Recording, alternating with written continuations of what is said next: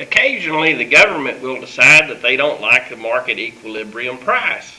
So they decide to go into the market and they put in either a price ceiling or a price floor. They decide to interfere with markets.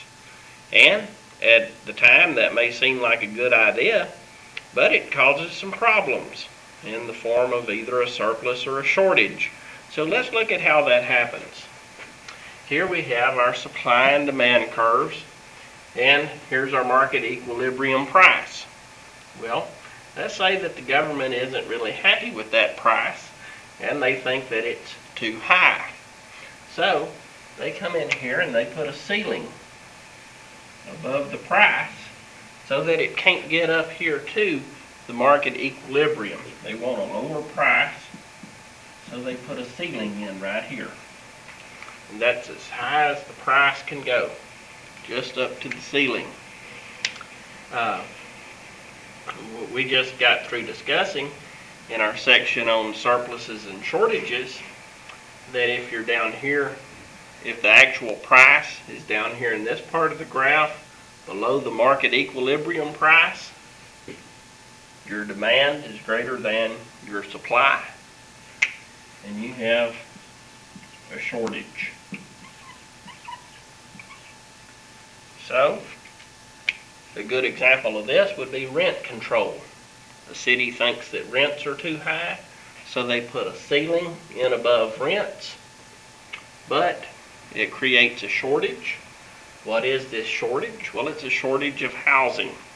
And if you've ever known anyone who lives in a city where they have rent control, you may have heard them talk about a shortage of housing.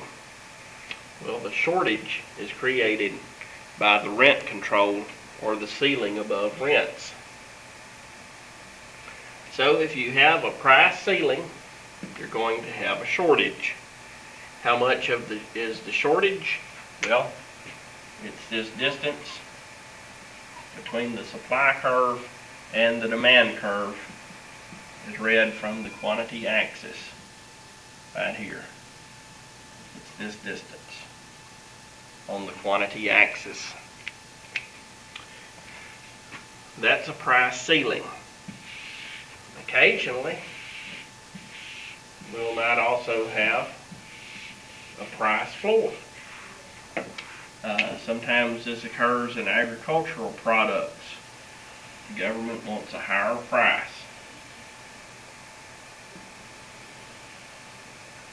So, if they want a higher price, they don't want the price to come down as low as the equilibrium price.